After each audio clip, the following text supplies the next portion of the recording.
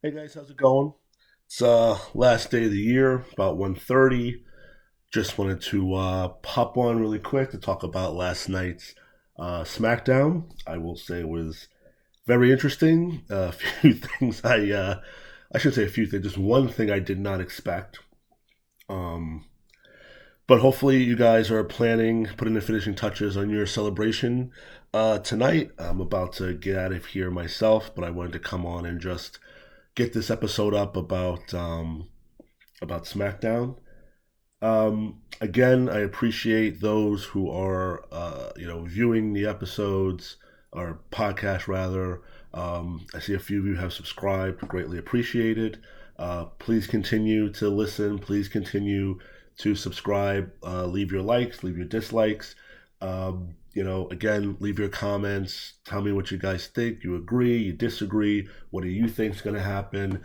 Definitely would like to have a dialogue. So please continue to listen. I greatly appreciate it. As I said when I first started this, that just was just something I was just doing for fun.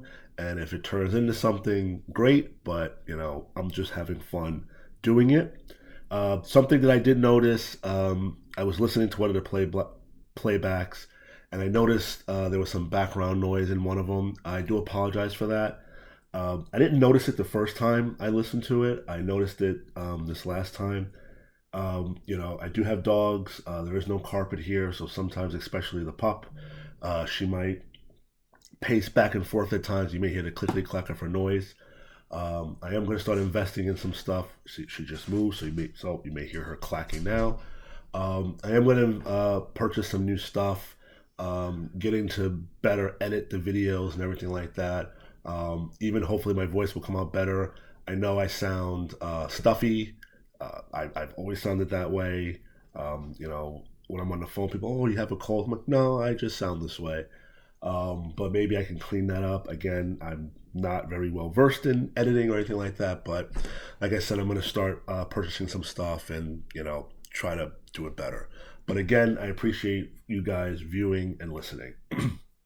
So, on this podcast for the last one of the year, want to talk about what happened on SmackDown. And of course, the big surprise was not John Cena. The big surprise was Charlotte coming back. So I had speculated that they were holding Charlotte off for the Royal Rumble. Clearly, that didn't happen. And once she showed up, and Ronda didn't leave the ring or anything like that. She was dressed in her wrestling gear. I was like, okay, they're gonna tease a match. Didn't think they were gonna actually do it. I just thought they were gonna tease it. So Charlotte is now, what is it, 13 time? 13, 14? I can't remember which one Michael Cole said. She's either 13 or 14 time women's champion. This was spoken about maybe 2 years ago, a year ago, that they want her to either tie her father or surpass her father. I think they said they wanted her to surpass her father with the 16. I know some say it's 17, but with Ric Flair's 16 title. So she's either at 13 or 14. She's nearly there. So some takeaways is, first of all, was why. So my assumption was after I saw this happen, after I saw Charlotte win, my assumption was, okay, is Ronda hurt? That she has to get something taken care of? That she can't compete at WrestleMania? Because remember, the plan was Becky versus Ronda. So is Ronda hurt? Okay. If Ronda is not hurt, is she committed to some project that's going to take her away from TV? Or number three, is there somebody else that they want her to face? Or number four, you know, plans changed. They just didn't want her to be the champion. So late last night, I'm looking up, what was the reason, and apparently the reason is that they just feel that the match of Becky Lynch and Ronda Rousey is not hot.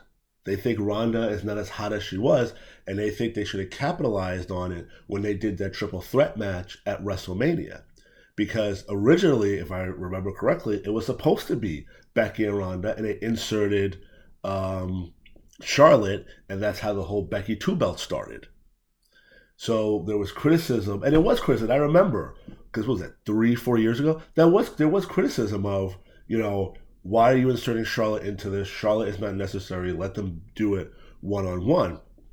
Well, now you have somebody who is apparently, in the eyes of the company, lackluster, and they feel like the match is not big enough. So now this sort of blows up the whole scene in a way, because there was a question of, okay, if you're going to have Ronda versus Becky, how is Becky getting to SmackDown? Now, I was incorrect. I thought there wasn't a pay-per-view for February. It is still listed. I don't know if they're going to do it. I don't remember seeing advertising for it. Maybe they're still going to do the Elimination Chamber. And as you know, for the last few years, they've used that to get the person who, didn't win the Royal Rumble. This is your chance to, challenge the person who wasn't challenged. So was Becky going to win the Royal Rumble and then challenge Ronda? I don't know. I figured that would have been a logical way to do it, because Ronda really doesn't have, and I've talked about this before, Ronda really doesn't have realistic opponents aside from a Shayna Baszler. Yes, like I said, the Raquel girl, size-wise, yeah, you can see that being a challenge. But people like Liv Morgan, people like, Shotzi, people like, Aaliyah, even Natalya, even Lacey Evans, whatever the hell is happening with Lacey Evans, you just know, okay, come on. You're not even making me believe that this person has a chance against Ronda, So I did feel that her reign was very lackluster and very boring. So now what happens with the tag team of Shayna and Ronda? Do you now have them go after the women's tag team champions and then make them a photo tag team? That's probably a better use of the two, as opposed to Ronda being the women's champion. I mean, Ronda's promos suck. I mean, I even feel like the crowd has really lost interest in her. And I could be wrong. I mean, this is just my opinion. I even feel the crowd has lost interest in her. So I'm wondering if Triple H and company saw how, the match went with Liv, the matches went with Shotzi. It's like, there's not going to be any spark when she faces Becky. So let's just do something else. So now, is it going to be Becky versus Bayley at WrestleMania? Are they going to push them to WrestleMania? Because now, who's Charlotte going to face? I have no idea. And apparently, Charlotte's a face right now. And I'm not a fan of that. I think Charlotte is much better as a heel. I love Charlotte, and I know Charlotte gets a lot of hate. I mean, a lot of hate. Can she be a spoiled brat at times? Yes. I don't think to the degree of a Sasha Banks, but can she be a spoiled brat? Absolutely. But I just think she is much, much better as a heel. And then just like the whole thing with, the criticism of how her body looks and how her face looks, I don't give a shit about that. I'm just like, am I entertained by this? Absolutely. I think her promos are great. They can be a little redundant, a little repetitive at times, but her promos are great. She can cut a great promo, and she can fucking kick ass in the ring. And, somebody like Becky, somebody like Charlotte, you believe, okay, and yes, it's partially besides how they look, how they've been built, okay, this person has a chance to beat Ronda, as opposed to, like I said, a Liv Morgan. So I'm all for Charlotte being back. And I will admit, I think it was great that she did go away, because, yeah, she was becoming stale. She was on TV too much. And I think she went away at the right time. And her coming back, so I think, you're back to like wanting to see Charlotte Flair back. So I do think it's great when these guys and girls take their hiatuses, because whether it's to injury or not, I mean, hopefully it's not to, you don't want it to be to injury, you don't want these guys to be hurt. But, whatever the reason for their hiatus, I think it's great because, everybody needs a break. Okay, I know how like Drew McIntyre talks about how much he loves doing this, and I don't doubt that at all. But dude, sometimes you need a break. And look at Drew. Look how many times he's been sick in the last couple of months. Look how many times his appearances and matches have been canceled, because he's probably running himself into the ground. I get you want to be a workhorse, but you need a break. You need a physical break, and you need a mental break. So I think it's great when they do that, and then they come back. And look how the crowd recepted to Charlotte last night. I was surprised by how much love she was getting, because I think she's just much better as a heel. And I wouldn't be surprised if she turns heel before WrestleMania. It wouldn't surprise me. The question is, who's she going to face? Could we revisit a Charlotte versus Rhea Ripley? Yeah, we could. This time with Charlotte being the face and Rhea being the heel. But I think Rhea is primed to face Bianca Belair. And I think the fact that they've changed this, because my first pick for the Royal Rumble winner was Becky Lynch. And now you also had Charlotte. How is that going to work out? Well, Charlotte's the champion already, and I know she did that thing one year where she entered the Royal Rumble. I'm sure they're not going to do that shit again. Charlotte, I thought that was kind of stupid. Um, but now that Charlotte's the champion, now that you've sort of taken Becky's plan away, her opponent away, I think this opens the door for Rhea Ripley to win the Royal Rumble and face Bianca Belair. Do we need to see another Becky versus Bayley match?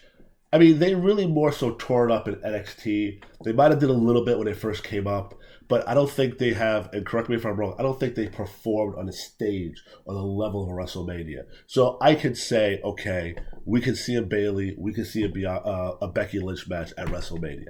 Don't know if they're going to go that way because with Charlotte coming back and them taking the title off and feeling like Ronda's not as hot, that has completely changed everything.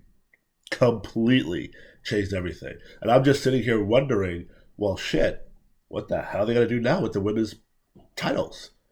I still think you have a clear plan for Bianca. I think now with the SmackDown's title, that's where you have the confusion. Not the confusion, but, the surprise and, the I can't think of the word, but I'm just trying to say, you wondering what's going to go down now. So, you know how I feel about Rhea Ripley. I did the whole podcast on it. If it's not Rhea Ripley, it can still be Becky. Do we need to see Becky and Bianca again? No. I don't think Becky and Charlotte want to work with each other. I mean, that's a possibility, but I don't think they want to work with each other. So I have no clue what either title match now is going to be. Yes, I'm pulling for Rhea Ripley versus Bianca Belair for the Raw title, but I don't know. I still think Bianca's going to be the champion going into WrestleMania. I thought Rousey was going to be the champion, but clearly not. So it's wide open. I think we do know it's not going to be Alexa Bliss. I don't think yet because they're shifting her back with Bray, and I think they want to reestablish her before she goes for the title. I think they want to get her back into whatever character they're going to get her into, and then I think she'll go. I don't think she'll do it before. So I think she's out. Does this sort of reintroduce the chance for Bayley? Yeah, but, like I said, Bayley's busy with Becky right now. So could Bayley win the Women's Royal Rumble? I think they're going to try to get... I think the way, if they go this route of Bayley versus Becky at WrestleMania, I think they're going to have Becky eliminate Bayley. So that's why I don't think she's going to win. I could be wrong. Royal Rumble is a month away, so we'll see what they do in the upcoming weeks. But it's an interesting thing. It's and I have to say, I think it's been a while since you've had this sort of buzz around the women's division in WWE. I think it's been a while. And I think you do have some buzz because we already had it sort of hardwired in our brain of what Vince's vision was for at least Ronda and Becky. But now you don't know. The script has literally been flipped, and now you don't know. And you're not confident what they're going to do at Raw, and you're not confident what they're going to do at SmackDown. So, very interesting.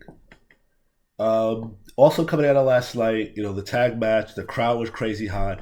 Cena really didn't get involved too much, at least from my perspective. It really looked like, Kevin was doing most of the heavy lifting. And you can understand that. I mean, first of all, before I even get into that, okay, for years, we have been used to John Cena, with the army cut, the crew cut, okay? And I know his hair has been different the last 2 or 3 years. And I noticed this particular thing, I think, last year when he came back with his whole thing with Roman. But I gotta say, my man Cena, that bald spot is getting much more noticeable now. And it reminds me of Sting. Because God, who was it who said it? Was it Edge? When when Sting performed, when he had his first WrestleMania, it was a WrestleMania 31 against Triple H. I think it was Edge. I think he was saying how he really was like pumped to see Sting, but then when he turned around, he saw the bald spot. It ruined it for him. Now Cena is more for the kids, so I don't think they really care. But for people like myself, who are in my age group, who we pretty much, I won't say we grew up with Cena. I should say we, well, uh, I would say we matured because Cena came up with a lot of us. Again, if you're my age, 36, Cena came up when we were in high school. Cena came up what in 2000? Was it 2 or 3? Because I think Randy came in 2002. So Cena either came up in 2002 or 2003. So in 2002, a lot of us were sophomores in high school. So I will say we grew up with it, because like Undertaker, I grew up because I watched Undertaker when I was like, 6 years old. I grew up with Undertaker. I'll say we matured with John Cena. We went through, high school, our first girlfriends and kisses and all that stuff. So maybe we matured with John Cena. And now just to see him, I still think he looks great, but I just stunned by like, oh my God, that bald spot's getting worse. But anyway, like I said, it really seemed like Kevin Owens was doing the heavy lifting, and for obvious reasons. He's making movies. They can't have the guy getting hurt. Look what happened to The Rock a few years ago after WrestleMania when he faced John Cena. He was supposed to appear the following night on Raw. I believe he injured his oblique, and he did. Rock went back home, went to his doctor, whatever, and then that's the night that Brock Lesnar made his return back to the company after so many years. I don't know. That was what 2013, I think that happened. So. You really can expect them to do too much. And a tag team works because that helps limit what John has to do. It wasn't surprising that, Roman and them lost the match because, again, you can protect Roman. He doesn't have to take the pinfall. And you're seeing the build now of them wanting to separate Sami Zayn out of the bloodline. You clearly see them building to Kevin Owens and Sami Zayn versus the Usos. And for storyline purposes, yes, they're the right team to take the titles, but overall, I think that should go to a younger team or a team who could really use it. This is sort of coming to like Brock breaking Undertaker's streak, where Brock didn't need that accolade. It should have went to somebody else. It should have went to a Dean Ambrose. It should have went to really should have went to Bray Wyatt. A lot of people say Roman. I thought it should have went to Bray because Bray is pretty much an extension of Undertaker, and Kane, sort of wrapped into one, a little bit of Mankind wrapped in there, just like everybody like from that dark side wrapped in. So to me, it really should have been Bray who had the honor. I think Bray really could have used it. Not Brock, not even Roman, not even Seth, But I really think, and I may have mentioned Seth a second ago, but I don't even think Seth needed it. Maybe somebody like Dean, because Dean was a very Stone Cold-esque character, but I think Bray should have been better. So I think for a team to break their tag team should go to somebody else. But for storyline purposes, it does make sense for it to be the two of them. And same thing with Roman when somebody finally beats Roman. Now the thing with Roman, even that's starting to get a little bit convoluted now because now there's talk that WWE wants to bring in to create a new world title. So I guess Roman's 2 belts will just get merged into one, and it'll be called the WWE Universal Champion. And then I guess they're gonna bring this other title. I don't know what they're gonna call it, but they're gonna bring another title. And now there's talk about having Cody perform on one night, then have the Rock challenge on one night, or have Seth Rollins and Drew McIntyre fight for this new title. I don't know. Like I said, when they did this earlier this year with Brock and Roman, WWE painted themselves into a corner by putting the belt on one person. And I know I talked about this before. When they first did this, back in the day, it made sense because your roster didn't have the depth. You didn't have a lot of top names. So the champion got to go back and forth to each show. But now you have a huge roster now. And you have a lot of viable people who could be champion. I think they've done great things with those who they've been keeping out of the title picture, keeping them busy with something. They've done a great job with that. But the size of your roster, you need 2 champions. And how do you do that now?